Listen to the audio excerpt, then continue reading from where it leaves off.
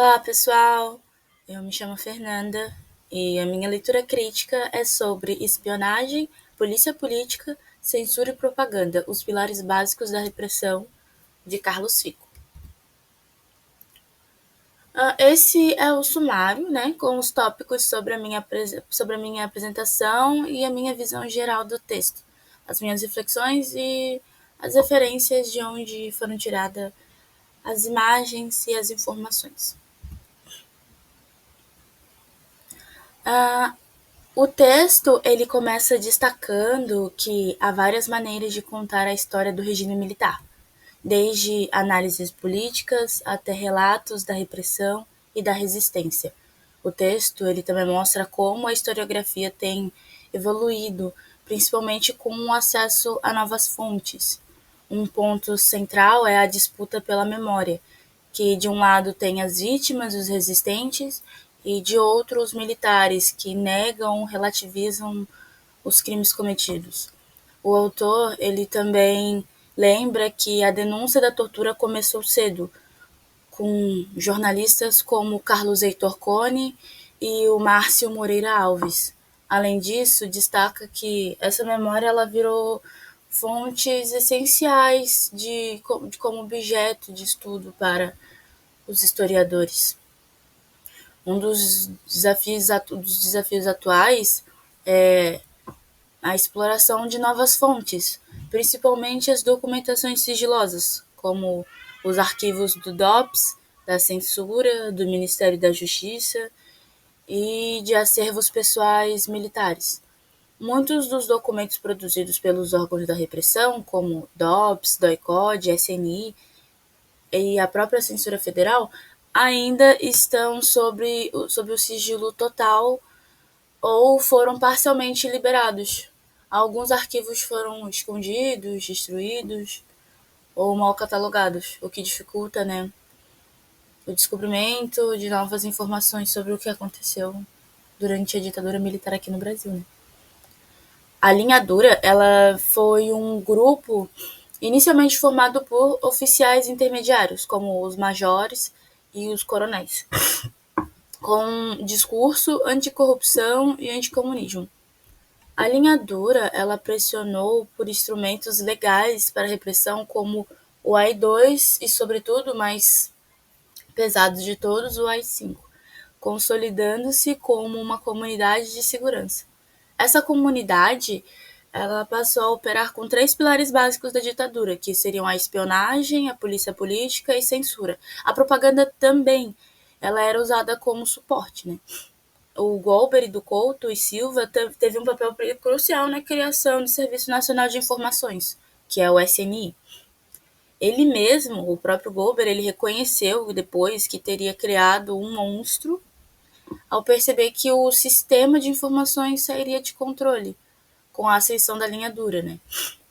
A espionagem ela se expandiu muito para todos os órgãos do Estado, com a criação do AESES, que é uma sigla para Assessorias de Informações em ministérios, autarquias e fundações.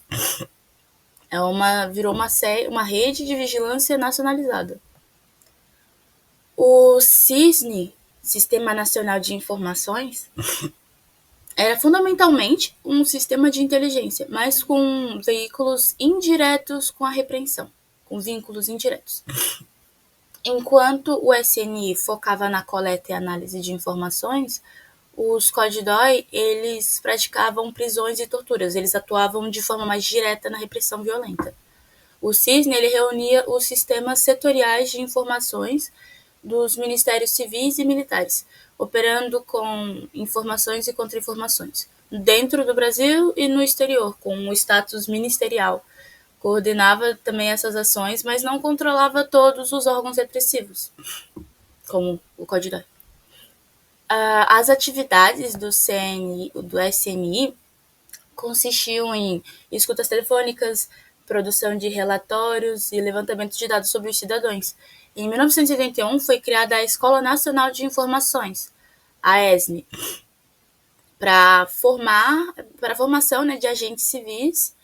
E, embora não tenha alcançado o seu objetivo de transformar o SNI em, abre aspas, uma CIA brasileira, fecha aspas, o SNI ele atuava com uma lógica de que eles tinham uma suspeição universalizada. Eles sempre partiam do pressuposto que todos poderiam ser culpados. As informações, muitas vezes, elas se baseavam em boatos ou iniciavam com, abre aspas, constam que, fecha aspas, mas sem a verificação dos devidos fatos. O CISM ele atuava como um difusor de ideologia da linha dura, servia como uma fonte, abre aspas, autorizada, ou, abre aspas, verdade oficial, que moldava o discurso dentro das Forças Armadas, o que contribuiu muito para a longevidade da ditadura. O Ato Institucional número 5, o AI-5, foi decretado em 13 de dezembro de 1968. Foi o mais duro e o mais autoritário dos 17 atos institucionais. Ele marcou o início do período mais repressivo do regime. Foi resultado de uma repressão antiga da linha dura e não foi apenas a reação à luta armada. Desde o início do regime, eram feitas prisões arbitrárias e torturas. O AI-5 ele atendeu aos desejos da linha dura, de endurecer o regime e eliminar o habeas corpus e consolidar os tribunais militares. A criação da Operação Bandeirantes, eles foram criadas em 1969. O governo ele decidiu montar uma estrutura mais eficiente para reprimir, capturar, torturar e eliminar esses militantes. Ela era formada por militares e policiais. A OBAN ela fazia o uso de violência extrema, usava tortura sistemática, prisões ilegais e execuções para obter as informações desses militantes. Eles operavam fora dos limites legais e institucionais formais, com o apoio direto de setores das Forças Armadas. Eles operavam como se fosse uma força-tarefa clandestina. O Sistema de Segurança Interna, o CICIGIN, ele foi criado baseado no modelo da OBAN. Ele foi planejado para funcionar em todo o território nacional. Era uma estrutura estratégica e coordenada de vigilância e repressão, que unificava e articulava a atuação de diferentes órgãos repressivos. Ela foi criada especialmente após o AI-5 e com o aumento da força da resistência armada. A distinção política de Geisel foi o nome dado à transição da ditadura militar para a democracia. Ela foi iniciada pelo Ernesto Geisel. O CICIGIN ele era um dos pilares do controle e da repressão do regime. Aí Geisel decidiu desmontá-lo porque havia uma pressão interna dos civis e de outros países, que como era um sistema que articulava órgãos de repressão em todo o país, continuar com ele ativo significava manter viva a perseguição política. Geisel queria controlar os radicais e para isso ele precisava tirar o poder desses setores e devolver o poder aos civis. A censura durante a ditadura, ela não se limitou à imprensa escrita, mas ele abrangeu todas as atividades culturais e artísticas, como o teatro, cinema, televisão, espetáculos musicais. Atingiu também emissoras de TV, livros. O AI-5 ele intensificou esse controle e permitindo uma censura mais sistemática. A prática censória ela era dividida em dois tipos. A censura prévia, em que os conteúdos eram examinados antes da publicação, e a fiscalização posterior, com base nas chamadas, abre aspas, proibições determinadas. Mesmo até a Rede Globo, que era alinhada ao regime, passava por uma censura severa.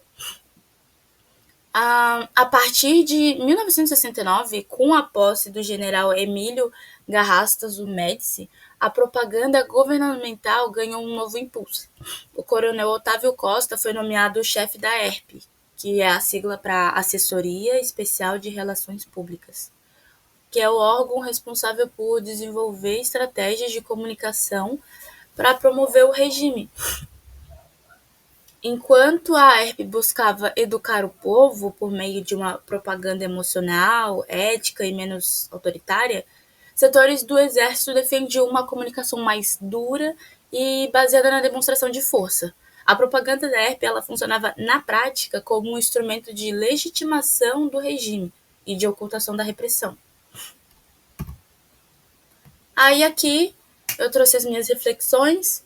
A primeira delas sobre a superioridade militar sobre os civis, que, ao meu ver, lendo o texto e o vendo atualmente, olhando atualmente, muitos militares e até parte da sociedade ainda veem os civis como pessoas desesperadas, corruptos, fracos.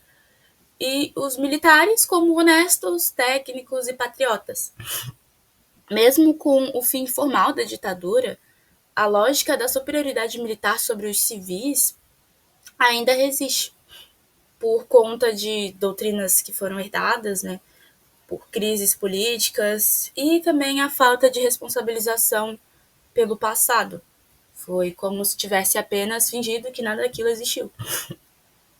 E apesar da redemocratização, muitos dos órgãos da repressão eles foram apenas parcialmente desmantelados. O SNI, por exemplo, ele sobreviveu até o governo Collor. E essa, essa história, ela ainda não acabou. Utilizei essa frase porque o texto encerra com a afirmação de que essa história, abre aspas, ainda não acabou. As marcas da ditadura na política, na cultura, nas instituições, elas continuam moldando o presente. A ditadura militar, ela não terminou apenas com a saída dos generais do poder. Essa história, ela ainda não acabou, porque enquanto a democracia não for plenamente compreendida, protegida e exercida por todos, o autoritarismo vai continuar sendo uma ameaça latente. E o desafio do Brasil não é apenas lembrar o que foi a ditadura, mas impedir que ela se repita. Aqui estão as referências de onde eu tirei as informações, as imagens e o texto que foi lido. Muito obrigado, agradeço a todos.